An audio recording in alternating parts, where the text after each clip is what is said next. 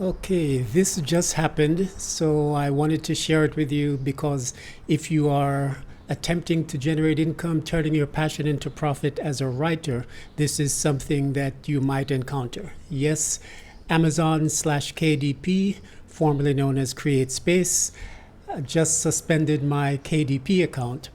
I got an email. The backstory is over the last week or so, I've been updating all of my books. I have about 44 titles on Smashwords, on Amazon, on Google Play Books, on Barnes and Noble. So I've been updating. Once I get a new idea of something I'd like to include in content, for example, that's applicable to all the books, then I have to go through each book, each paperback version, each Kindle version, and update it. I have to do that 44 times for Amazon, 44 times for Barnes and Noble, 44 times for Smashwords, and actually it's 88 times because there are 44 titles and two versions of each. But so I've been going through some updates of all of my books, doing some tweaking, adding some content, adding some back matter. And one of the things that happens when you do that is that your account is now under scrutiny just because. So I got an email, and the email said, let's see if I can get it here for you.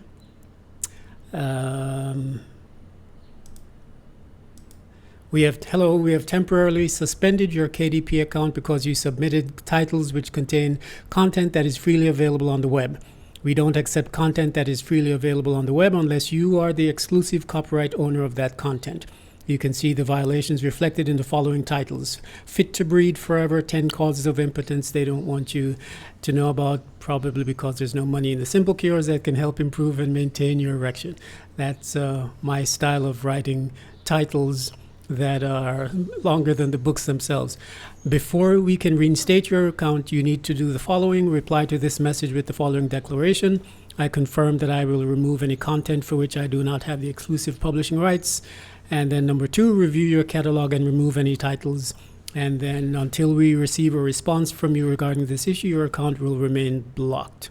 So now, the title that they're referring to is my Fit to Breed title, and it's actually a couple of years old, but I do update it every year. It's for men as a way to maintain your vitality and virility. And the information that it contains that I believe that got flagged is general information on the herbs that I recommend. So, for example, if I recommend maca as an herb, then I'll list some of the benefits and some of the nutritional value of that herb, and I get that online from standard sources, and that's pretty much standard sources that everyone has, everyone uses, and that's freely available on the web, because that's just the information that pertains to maca, and it's freely available everywhere and everyone knows it. So I believe their process is more than likely automated, and if a computer scanner detects information on another website, then it gets flagged, and then I get the email. So I immediately wrote back and made the declaration that they requested. And interestingly enough, I don't think the account was flagged. I didn't see any alert on the account when I logged in, but probably what happens is won't accept, and as they explained in a later email, it wouldn't accept a new submission. All the existing submissions would be intact, and the public would still be able to purchase books, but I think I would be blocked from submitting subsequent material. So anyway, then I wrote back an email, and in this email, what I said was, I do believe, they did say in the original email that if you believe that this alert was sent in error, I explain why. So I write back, I do believe this alert and suspension is in error. I have written and published 44 books, 200 articles. I host 88 websites and several blogs. If some of the information is freely available on the web, it may be because I've made it so. B, my author names include Walt Goodridge as well as the Ageless Adept, the Jamaican in China, Jamaican on Saipan. Additionally, some of the information may also be available on the Saipan Tribune and on Mariana's Variety, mvariety.com, websites of newspapers for which I write freelance articles.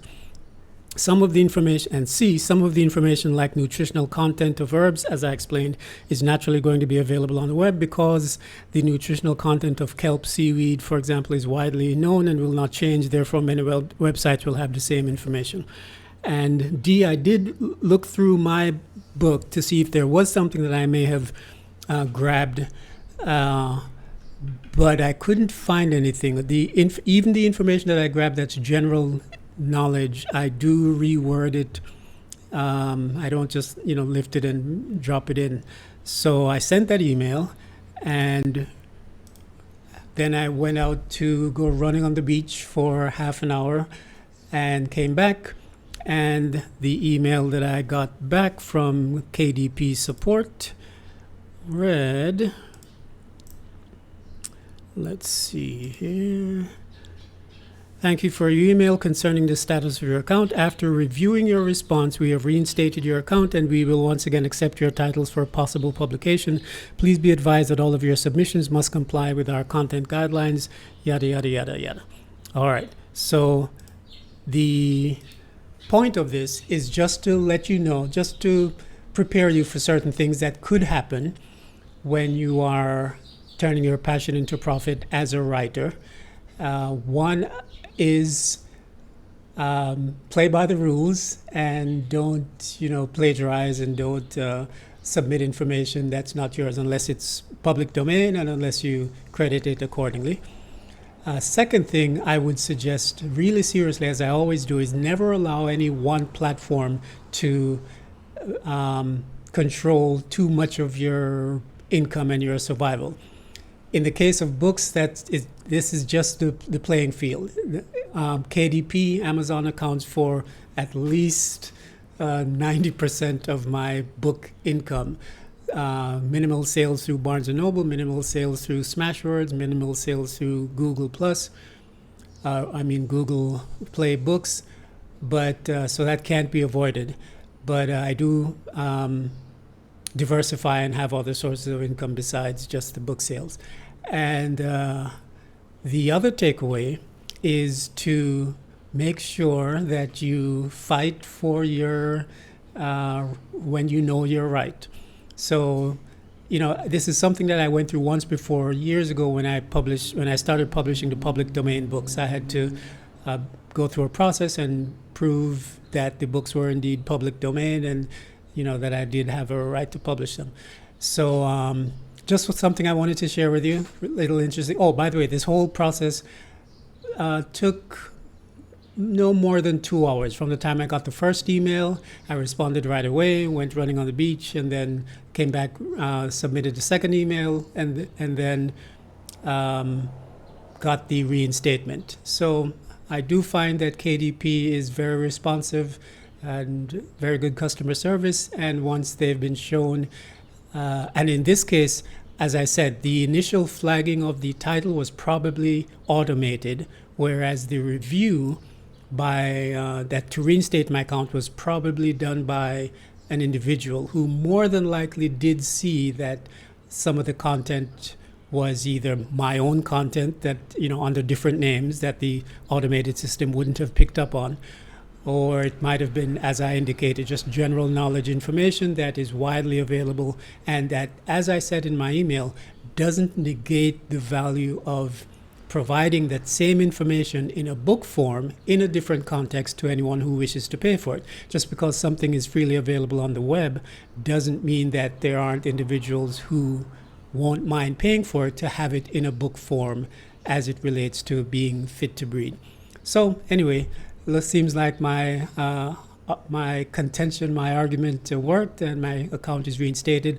But just keep that in mind as you proceed to turn your passion into profit as a writer, and I'll see you in the next video. Let me know your thoughts on this in the comments, and I'll actually include the text of all of the complete text of all the emails in the description if you're interested in reading through it. Thanks for watching.